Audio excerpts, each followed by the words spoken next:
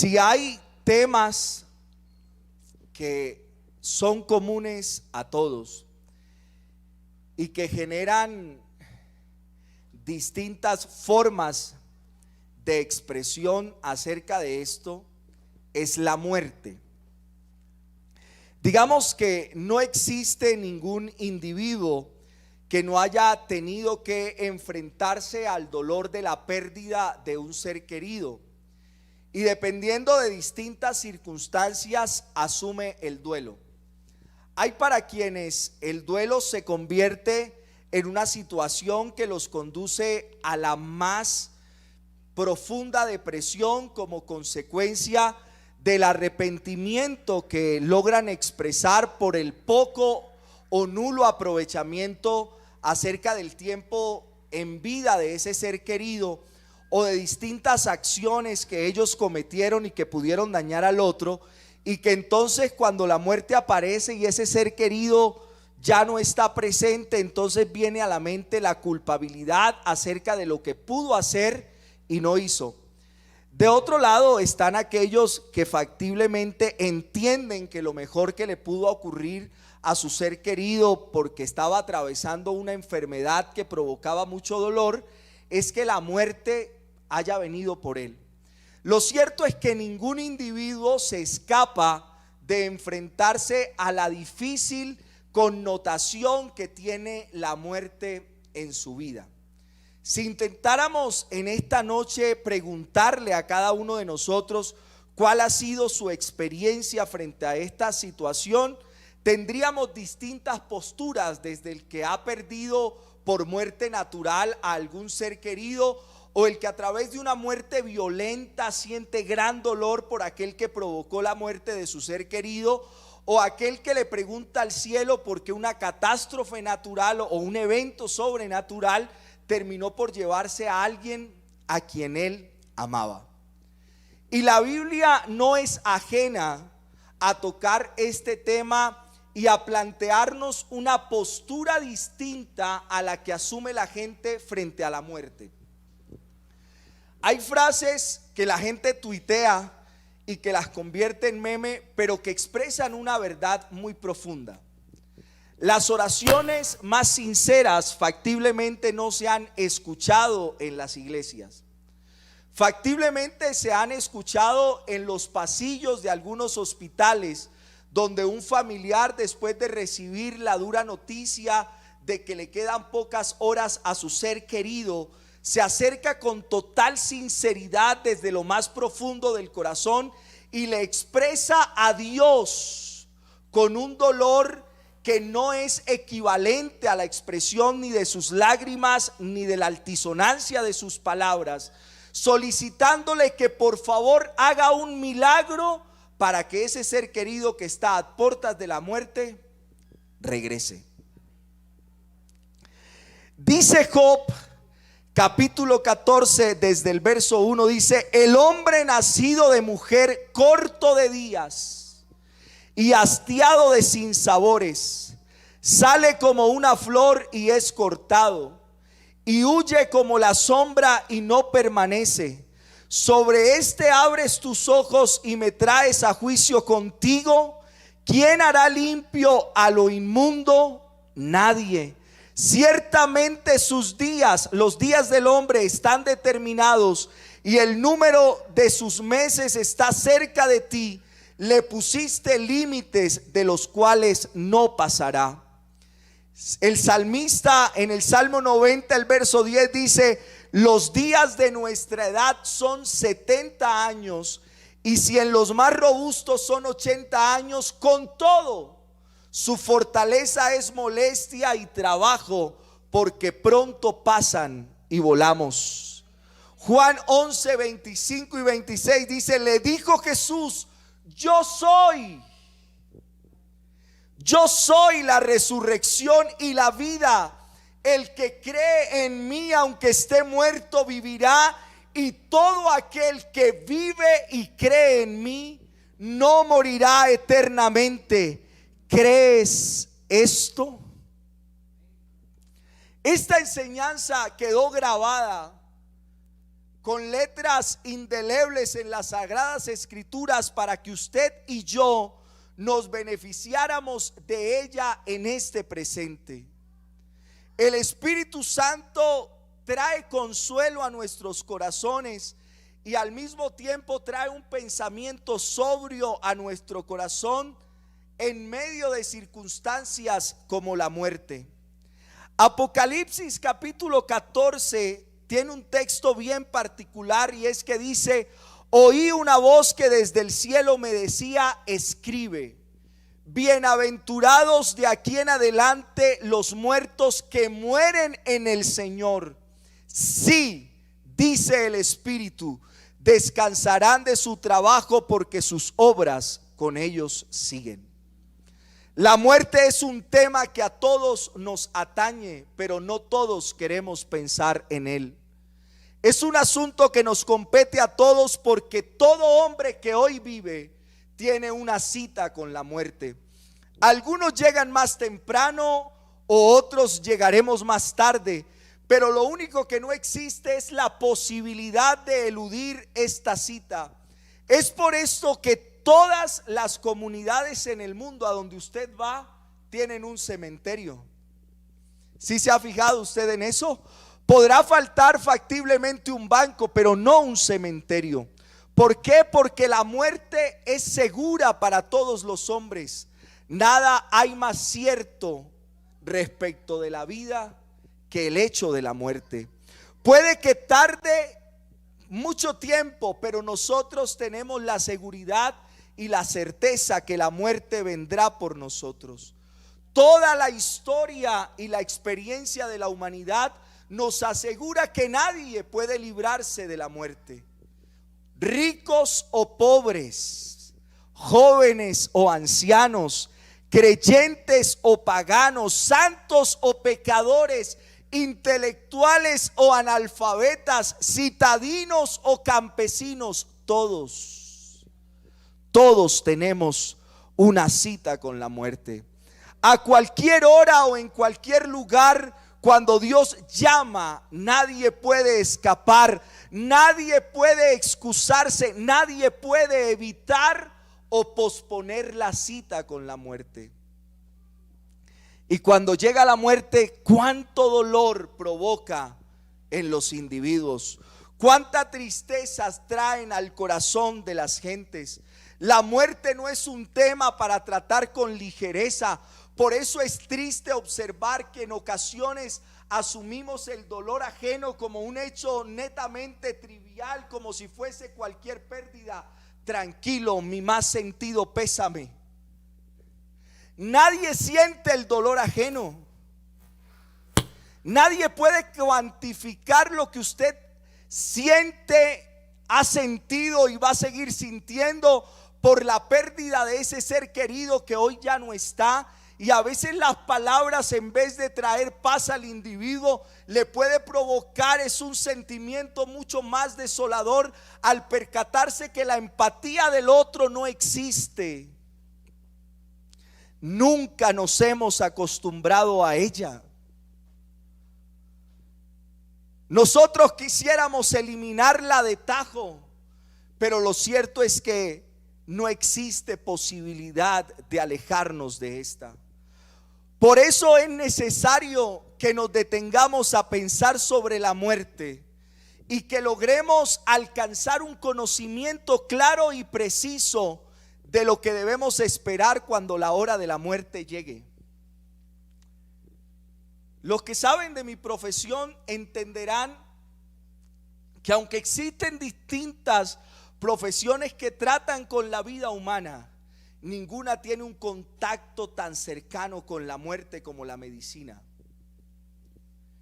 Factiblemente yo haya perdido la memoria de cuántas escenas haya visto del justo momento en el que uno le dice a su compañero hora de defunción, porque ya la reanimación cardiopulmonar no viene al caso, porque el esfuerzo terapéutico es fútil y uno tiene que asumir que ese ser que hace un par de minutos estaba con vida ya no está en este mundo.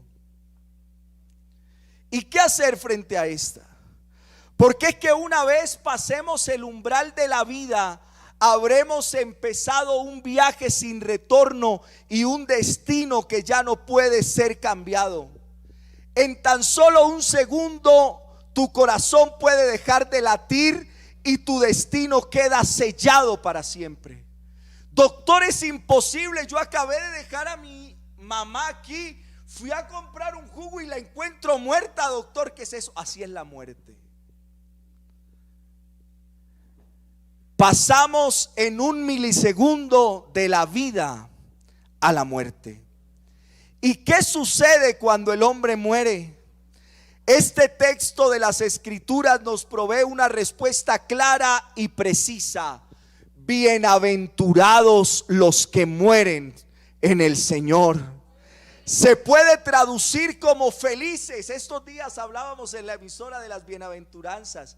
Y bienaventurado es ser feliz, plenamente feliz. Y parece un contrasentido, pero tiene todo un piso como de principio del Señor Jesucristo, cuando dice: bienaventurados los que mueren. Sean felices los que mueren, siempre y cuando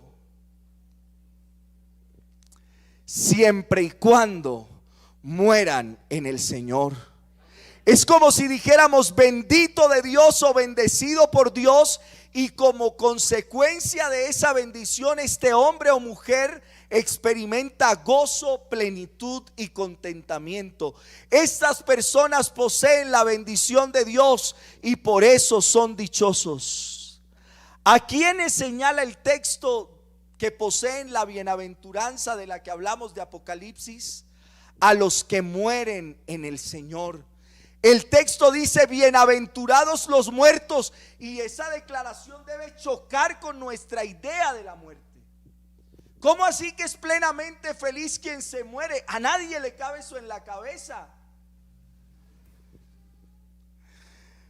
Cuando nosotros recibimos la noticia de que alguien ha muerto, siempre hay un tono triste y sombrío en las palabras, y de seguro que no puede ser de otro modo.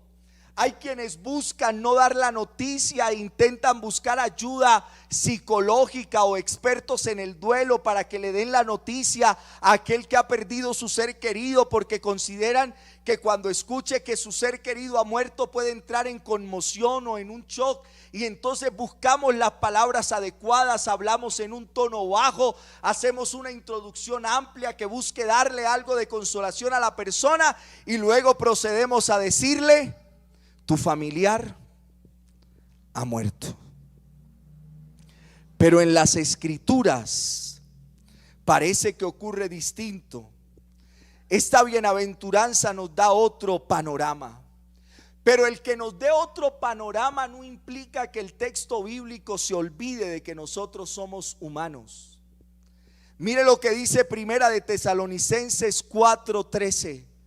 Tampoco queremos, hermanos, que ignoréis acerca de los que duermen, para que no os entristezcáis como los otros que no tienen esperanza. No es que no tengamos tristeza, lo que pasa es que no tenemos una tristeza como aquellos que no tienen esperanza. El apóstol Pablo en Filipenses 2, hablando de Epafrodito, su amigo de milicia, quien había enfermado, pero el Señor no permitió que muriera, él dice: pues en verdad estuvo enfermo a punto de morir, pero Dios tuvo misericordia de él, y no solamente de él, sino también de mí, para que yo no tuviese tristeza sobre tristeza. La muerte produce tristeza, aún la muerte de un cristiano.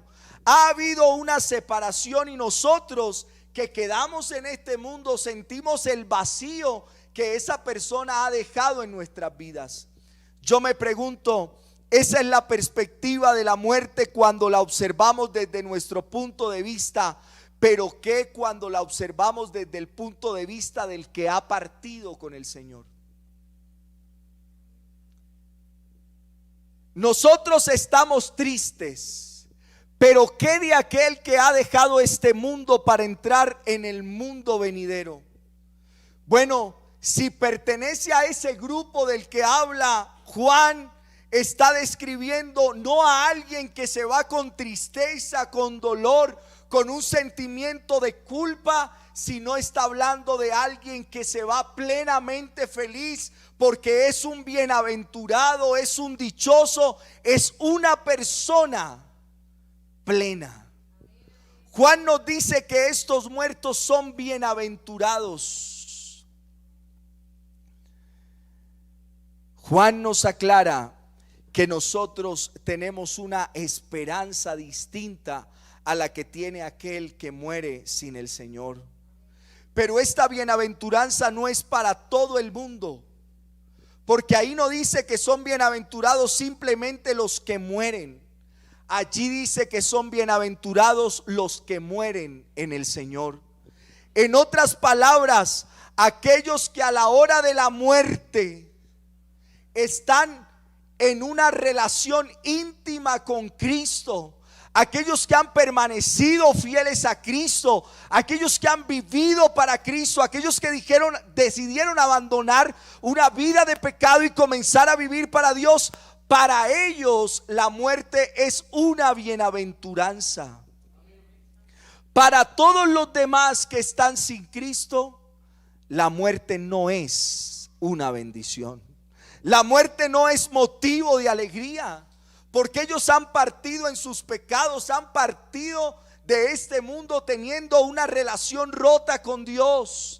Para tales personas la muerte es una desgracia, la más grande y más terrible de todas las desgracias. Solo los que mueren en Cristo son bienaventurados. Sabes, a la hora de tu muerte podrán poner tu cuerpo en el ataúd más bonito, y hay gente que se esfuerza por tener el ataúd más lindo. Hay gente que se ha ido a la tumba y ha pedido que le arrojen allá el Bentley, el carro más caro.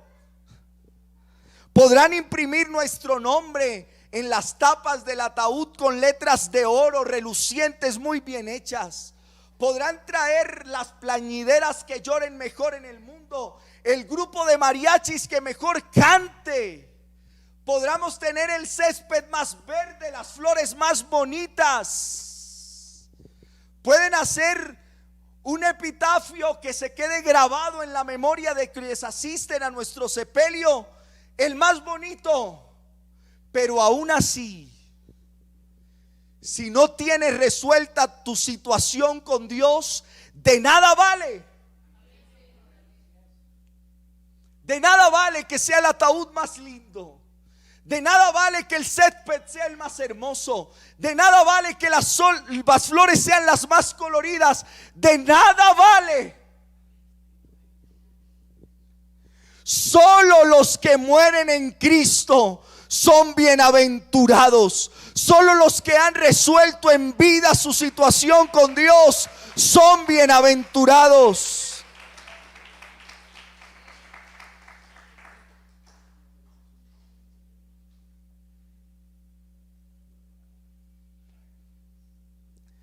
Por eso creo que nosotros debemos tener mucho cuidado acerca de la manera como nosotros entendemos nuestra vida cristiana. El sentido máximo del evangelio no tiene que ver con la creación de una cultura cristiana alrededor de la cual nosotros nos movemos. No tiene que ver con una vestimenta, con un tipo de alabanza, con unas conductas alrededor de meros formalismos, sino que nosotros entendamos que el verdadero sentido del evangelio está en la salvación de nuestra alma. Que el verdadero sentido del evangelio está en el lugar que ocuparemos cuando la muerte venga por nosotros, o cuando Cristo aparezca en las nubes y se escuche sonar la final trompeta. Cuando nosotros perdemos de vista el verdadero objetivo del evangelio, terminamos confundidos con los adendos y enfocados en las añadiduras, y perdemos de vista lo esencial, lo primordial, lo fundamental. ¿A qué venimos al culto? Podría usted preguntarse. ¿Por qué oro? ¿Por qué canto? ¿Por qué vivo como vivo? ¿Por qué hago lo que hago? ¿Cuál es el principal objetivo y propósito de mi vida? ¿Qué es lo que ocupa mi tiempo? ¿A qué dedico mi vida? Hay ocasiones, para mí tiene todo un sentido hablar hoy de la muerte. No crea que es una casualidad. Y es que en ocasiones nosotros percibimos que todo es más importante que nuestra relación con Dios y la determinación del lugar que ocuparemos en la eternidad. Cuando usted se para de frente a la muerte, usted se da cuenta que todo lo que para usted ha sido importante deja de tener sentido, porque frente a ella solo existe un alma desnuda. Su capacidad o su poder adquisitivo queda a un lado. Su belleza física o su vestimenta o su porte queda a un lado. Sus títulos quedan a un lado. Su ascendencia o su procedencia queda a un lado. Frente a la muerte solo hay una posibilidad. O usted en vida definió su destino en la eternidad, o todo lo que usted haya hecho en vida dejará de tener sentido.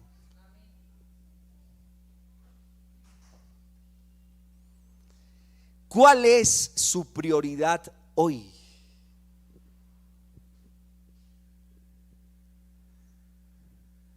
Si usted intentara establecer sus prioridades en relación con el tiempo que dedica a las distintas actividades que para usted son importantes, en ese plano de prioridades, su vida ha estado mayormente dedicada ¿a qué?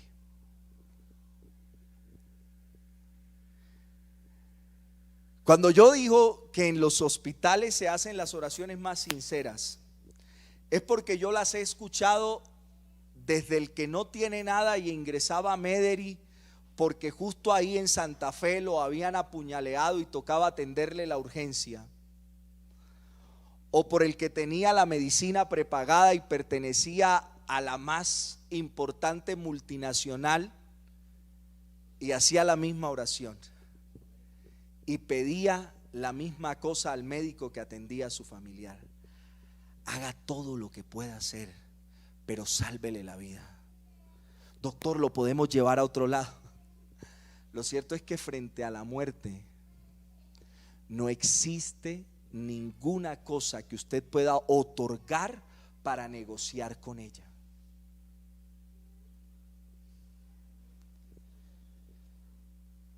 La escena que tenemos que describe Juan es la de un labriego, la de un campesino que se dirige cansado a su hogar después de un arduo día de trabajo. Así es la muerte para el cristiano, la llegada al hogar donde encontrará finalmente reposo y descanso. Descansará de su trabajo. Todas las aflicciones que debemos experimentar cada día en este mundo caído por nuestros pecados habrán terminado para siempre.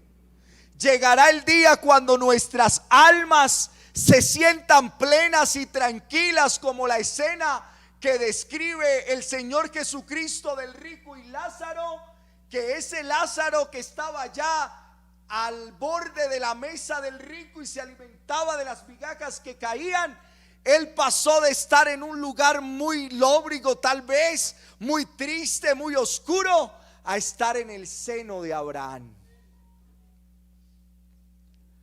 Lo importante, oiga, yo sí quisiera hacer énfasis en esta noche en eso. Si nosotros intentáramos o pudiese nuestra mente finita cuantificar o hacer una equivalencia entre el tiempo presente y la eternidad, nosotros entenderíamos que este tiempo que nosotros vivimos es nada comparado con la eternidad. Y en ese sentido, dejaríamos de prestar tanta atención a lo presente y nos enfocaríamos en asegurar un lugar en la eternidad con Dios. Porque hay personas que pierden la salvación por nada. A nosotros nos hace daño la riqueza, ¿sabe? Cuando somos necesitados, entonces estamos cerca de Dios. Lo buscamos todo el tiempo porque tenemos necesidades económicas y nos acercamos a Él. Y el día que Dios nos bendice, entonces ya no nos queda tiempo para Dios. Cuando estamos enfermos, la noche es corta para pedirle a Dios que obre un milagro con nosotros o con algún ser querido. Pero cuando estamos sanos no hay tiempo.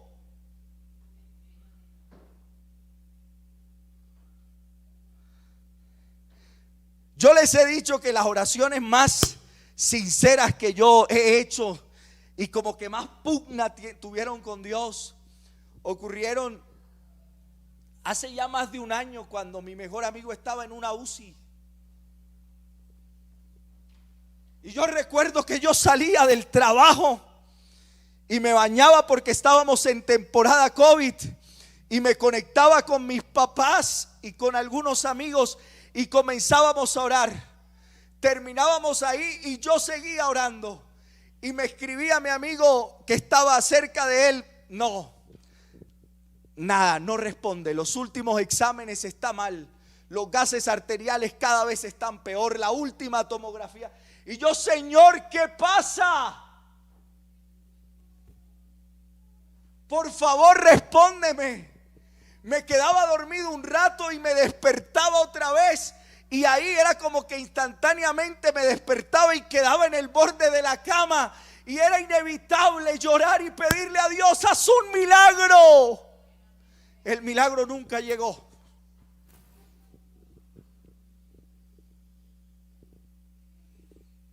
Qué bueno que nosotros entendamos que lo más importante que Dios nos ha dado no es alcanzar un título profesional, aunque es importante. No es el dinero que hemos alcanzado, aunque es importante. No es la posición social, que es importante. Lo más valioso que Dios nos ha dado es la salvación de nuestra alma.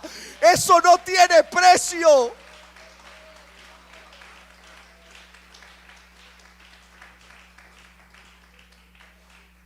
No tiene precio. No tiene precio. Así que usted no venda lo más importante por lo urgente. No venda, por favor, lo más importante por lo urgente. Entienda que lo más importante que usted ha recibido de parte de Dios es la salvación de su alma. Dice segunda de Corintios capítulo 5, el verso 10. Y con esto ya voy cerrando. Que nunca lo olvide, porque es necesario que todos nosotros comparezcamos ante el tribunal de Cristo, para que cada uno reciba según lo que haya hecho mientras estaba en el cuerpo, sea bueno o sea malo. Los muertos que mueren en el Señor son bienaventurados, bendito de Dios, plenamente felices y dichosos. Están experimentando ahora esa plenitud de gozo de la que habla el salmista, que dice: me mostrará la senda de la vida, en tu presencia hay plenitud de gozo y delicias a tu diestra para siempre. O como escribiera el apóstol Pablo a los romanos: pues tengo por cierto, oiga lo que hoy le falta, escuche esto, Lo que hoy usted siente que no tiene, que le hace falta, que oiga, el otro sí tiene y yo no. Mire lo que dice Pablo: pues tengo por cierto que las aflicciones del tiempo presente no son comparables con la gloria venidera que en nosotros ha de manifestarse. Los muertos que mueren en el Señor son bienaventurados. Podemos enfrentar con confianza la muerte. Podemos encarar con esperanza la partida de un ser amado si ha partido con Cristo. No solo porque sabemos que esa persona está disfrutando del deleite de estar en la presencia de Dios, sino porque nosotros sabemos que ese destino final de Él también será para nosotros si guardamos las promesas que Dios nos ha dado. Quiero finalizar con una pregunta: ¿qué será de ti cuando tengas que enfrentar la muerte?